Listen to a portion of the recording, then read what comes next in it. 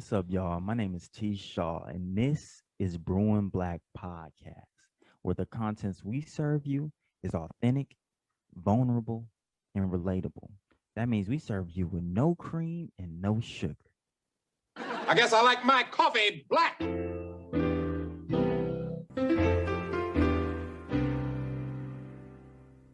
What's up, y'all? This is Scholar P, pronouns he, him, his. And it's your boy T Shaw, pronouns he, him, his. And welcome to Brewing Black, your favorite topical podcast for those who like their combos like we like our subjects. Black!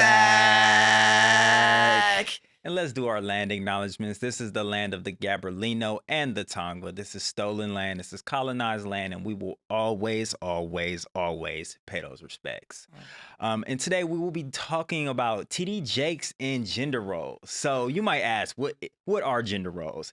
Gender roles are the expectations placed on us based on our sex, on how we should dress, how we should act, and how we should live our lives.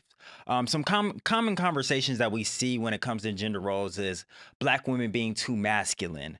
How should we split the bills? Men, are they truly financial providers? So these are some things we want to jump into today.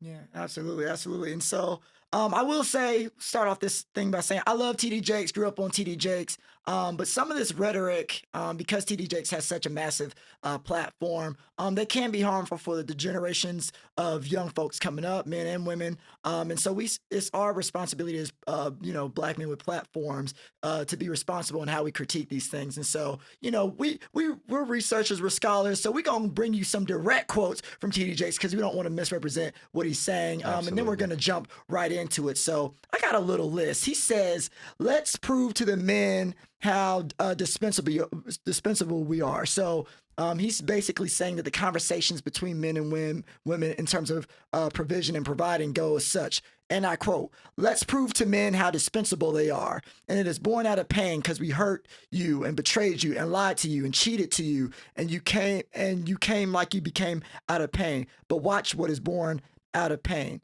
So, and this is just one of the first quotes because there's a few things that he said. The next thing he says is the preacher goes on to say that women are applauded in contemporary society by how rough, tough, nasty, mean, aggressive, hateful, possessive you are, and you're climbing the corporate ladder, but we're losing our families.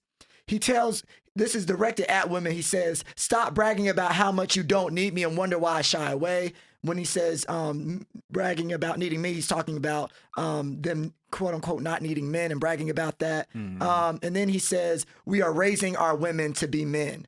And so I guess, T, is there a particular quote you want to start off dissecting? Because we can just, Yeah, let's just hop in. I think that last one is pretty jarring. I think that was the one that caught my attention. Yeah. And so I posted about this on social media, and, there were some people who were saying, we want to make sure that, Black women aren't strong, that we get to be feminine, that we get to be soft, and so we can find a husband. And they told me I was sounding ignorant, which was interesting to me because when we think about raising women to be men, first of all, TD Jakes, what does that mean? What does that mean? What does that mean? And my thing was, I had a post, go look at it on Instagram. It says, it's not that women are being taught to be men. It's that women are finally accessing financial security and freedom like they never have before, that men have accessed throughout the years. Throughout history. Yeah, throughout history. So, and then on another hand with that, right, he also says that there's no pride in asking your partner or your woman for lunch money, right? That's something else that TD Jakes talks about. And for me, what irritated about me about the quote is that I'm fussing talking about it. It's men are being taught that the only thing that we can provide for women is finances. Yeah. He doesn't talk about pouring into a woman emotionally, mentally, spiritually. And I think and it's not really a TD Jakes issue. It's a societal issue, absolutely. Right? Men have 3 F's that we're taught. 3 F's that we're taught from a young age. Society tries to teach us how to fuck. They teach us about finances, and they teach us about fighting. Those are the 3 F's that we value. That's a bar. Those are the 3 F's that we value for some reason, right? So I think that was one of the first things. But do you have any quick thoughts about that? Yeah, I think that I want to go back to that question we asked, what does it mean to be raising women as men? And I thought that it was jarring. The people that commented on your post, right? They talked about, or that one woman specifically talked about, like, you called her a strong black woman, and she pushed back on that. She said that was disrespectful, insulting, and disgusting. And I was like, wow. And don't get me wrong, like, she was a black woman, so I wanted to step back and understand what she meant. And it's like, I've heard plenty of times that black women don't want to be regarded as strong, right? But in the sense that, like, they shouldn't be expected to be strong all the time. They shouldn't have to expect to be pushed through this pain and treated so horribly, and having to, like, overcompensate for people not being able to care for them and love them, right? Exactly. But her thing was saying that, like, oh, I'm not a strong black woman, and how dare you put that on me because I need a man. And I think the thing is, it's like, no one needs anyone. I think we need community. We need love. We need air and food. Yeah, like, we need love from the people around us, but men don't need women, and women don't need men in that way. It would be nice to have a partner, don't get me wrong, but we shouldn't subject ourselves to bad love. Right. And I think that it was jarring because she talked about how men are supposed to be the leaders and the heads of households, and how dare you put it on her to be the head of a household or to be a leader. And that to me is wild. Like, I've seen my mother as a leader and as a head of a household. Now, was she forced into that role? Yes. And I think that those are things that we need to unpack. But to say that women are incapable and shouldn't be in that position is wild. We're born with our own talents, our own innate talents. And to assume that men are just these leaders, these natural born leaders, like, if that was the case, the world wouldn't be how it is. Like, the world is fucked up right now because men are terrible leaders.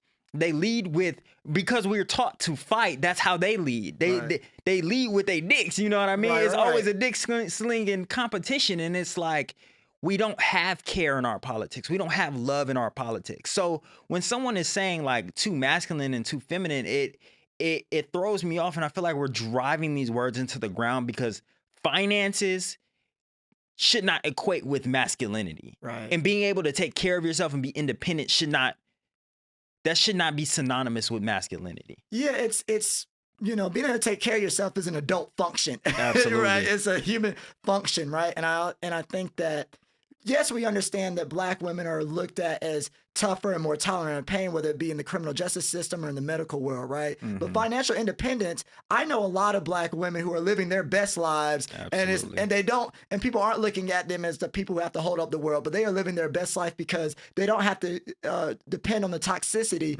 of a toxic man or an unhealthy partner, right? Mm-hmm. And I think that, we should all strive to have financial independence so we don't have to, depend on someone who doesn't have our best intentions in mind. That's the goal. Mm-hmm. And I think that there's this, horrible assumption that black women who can take care of themselves, who are professionally satisfied, don't want love, don't want affection. I know plenty of black women in my life who are my friends, my exes. All of them were incredible black women, beautiful, gorgeous, could take care of themselves. In some instances, were taking care of me. Shout out to you. You know who you are.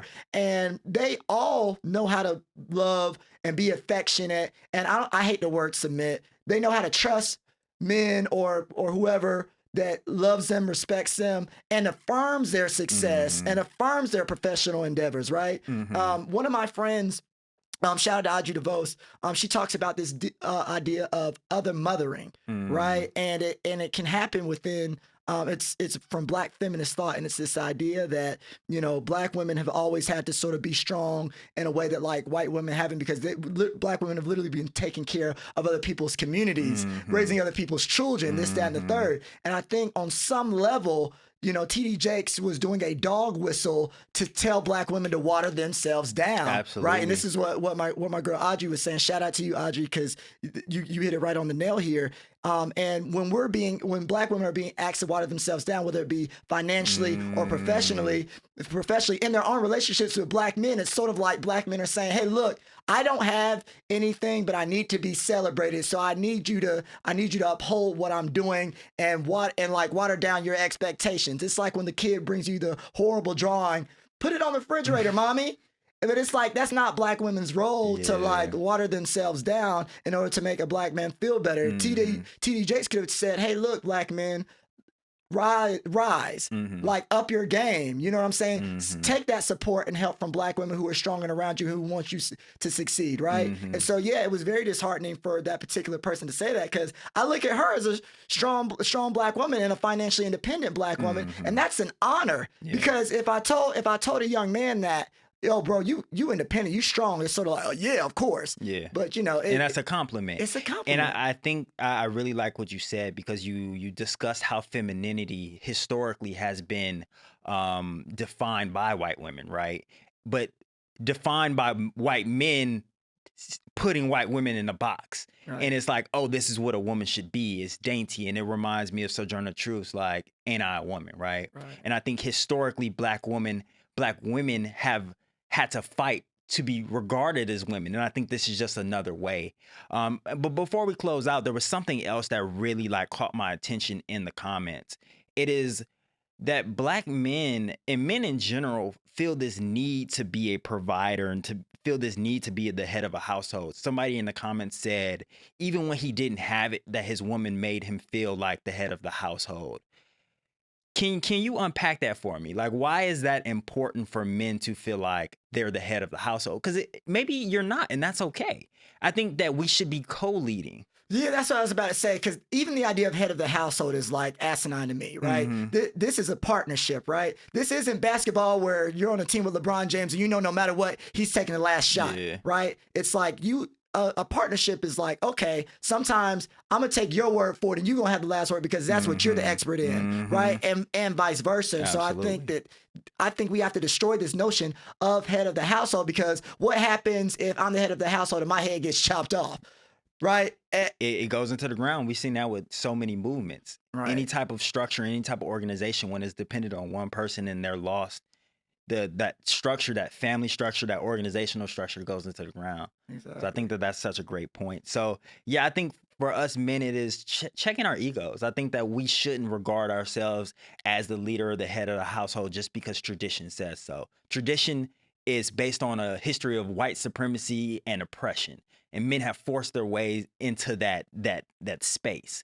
It also isn't healthy for our mental health, right? If we hold on to these ideas that we need to be this way, then I think that it often kills us internally. It fills us with rage when we can't fulfill those roles. And we see that with white men that shoot up things all the time, incel culture. So I think as we close out, I want us to think about like why we hold these traditions, and are these traditions truly are they truly going to help us progress as a society and as a human race? Absolutely. Couldn't have said it better myself, man. All right, y'all. Thank y'all for rocking with us, and keep the coffee black. Peace.